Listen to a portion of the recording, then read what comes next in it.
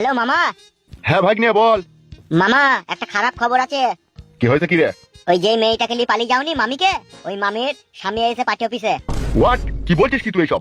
हम जो कुछ भी बोलता है ना झूठ नहीं बोलता है मामा, सब सही बोलता है। ডাই গুদমারানি ছোড়া বাংলায় বলতো। বলছি যে মেয়েটাকে নিয়ে পালিয়ে গেছে ওর স্বামী পার্টি অফিসে এসে এদিকে কালু ভাইয়ের কাছে বিচার চাইছি। তাই নাকি? মিছু করি না সত্যি করে? সত্যি করে গো মামা। কি হয়েছে কি গো? এই কালু কি বলছিল কি? कालू एमएलए साहब ने बोला कि देखो तुम्हारा पति किसको साथ गया है किसको साथ नहीं गया है ये मेरे को मालूम नहीं है, ठीक है। ই কি বে বাংলায় বলবে? এমএলএ সাহেব বলছে যে তোমার বউ কার সাথে গেছে কি না গেছে এসব আমি জানিও নি আর এসব আমি দেখেও নি। তারপর কি বললো? তখন ওই নারিয়া বেগমের স্বামী তখন বলছে জি আপনার দলের লোক আমার বউকে নিয়ে গেছে, আপনাকে এনে দিতে হবে যেমন করেই হোক। আমি আমার বউকে ছাড়া বাঁচতে পারবো না, আমার বই আমার জীবনের সবকিছু। শালাকে জুতি করে মারতে পারিনি। তুমি তো মুখে বল দিচ্ছি গো মামা, সেই লোকটা যা কান ছিল আমারই মায়া লাগছিল। কি কিছু লাই কি হয়েছে কি গো? মামি না কে গো মামা? হ্যাঁ রে হ্যাঁ তোর মামি। কই একবার দাও একটু কথা বলি। পরে বলবি। বেশ ঠিক আছে এখন রাখ, আবার কোনো খবর এলে আমাকে ফোন করবি। বেশ ঠিক আছে।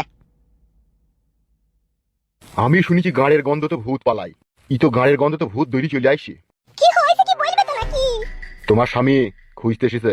শালা কত বড় ছোট লোক, হ্যাঁ? শালা ঘরে থেকে বউ পালিয়ে গেছে, বইয়ের উপরে ঘৃণা করি বউকে ভুলি যাবে নাকি আবার বউকে খুঁজতে এসে। ওগো তুমি এত ভয় করছো কেন গো? সে খুঁজলো আর না খুঁজলো তাতে আমার কি? আমরা তো আর না বালক লই, আমরা শাবালক। তুমি আমার স্বামী আমি তোমার বউ, কে খুঁজলো আর কে খুঁজি মইলো তাতে আমার কোনো এসে যায় না। তুমি আমার স্বামী আমারই থাকবে। উনি আমার ময়না পাখি রে। স্বামীর ঘর ছেড়ে যখন একবার পালিয়ে আইছি আর কখনো কোনোদিনও ওই স্বামীর কাছে আমি ফিরে যাব না। আমি তোমারই আছি তোমারই থাকবো।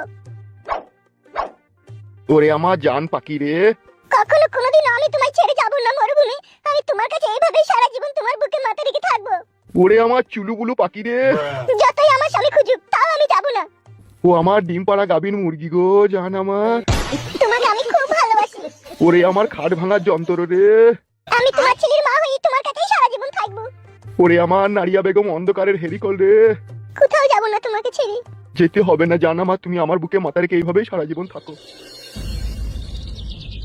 আরে লোকটা চেহারাটা একবারে মলিন হয়ে গেল। তাই না বটে লো, লোকটার মুখ পানে তাকানো গেছি না। তোর মায়ের কোনো কাণ্ড জ্ঞান নাই লো।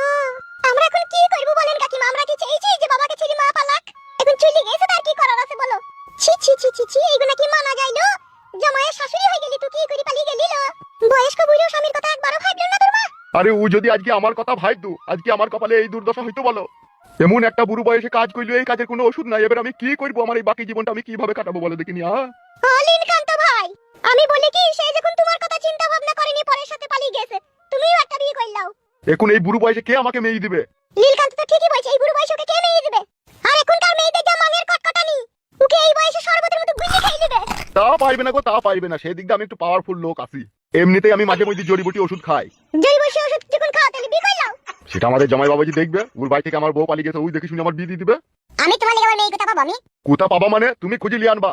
এই ফুটু এই দেখ গা, আশেপাশে গ্রামে একটা খুঁজি ধুরি দেখ গা, একটা বিধবা মেয়ে দেখ গা, দিবি সাথে দিয়ে দিগা, নালে ও বুড়ো বয়সে ওই বাকি করবে। ও এমন ভাবে কথা বলছি তোমরা বলছি মেয়ে পড়ে আছে রাস্তাতে। অত যদি তোমাদের দরদ উতলি পড়ে তো তোমরাই কইলাও কেন বিয়ে? এই মালো আমরা কেন বিয়ে করব কে? এ ফুটু তুই এসব কি কথা বলছিস? আমরা তো কাকি হয় না। কাকি হইছে তো কি হইছে? কাকি আর কাকা একসাথে মিলে একই ঘরে বেসন খাইবে তা কি হবে?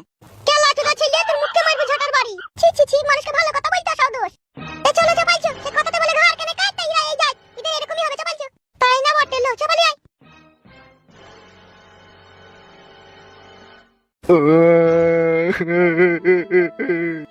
ও নারিয়া বেগম, কি কাজ করলি রে তুই এই বুড়ো বয়সে?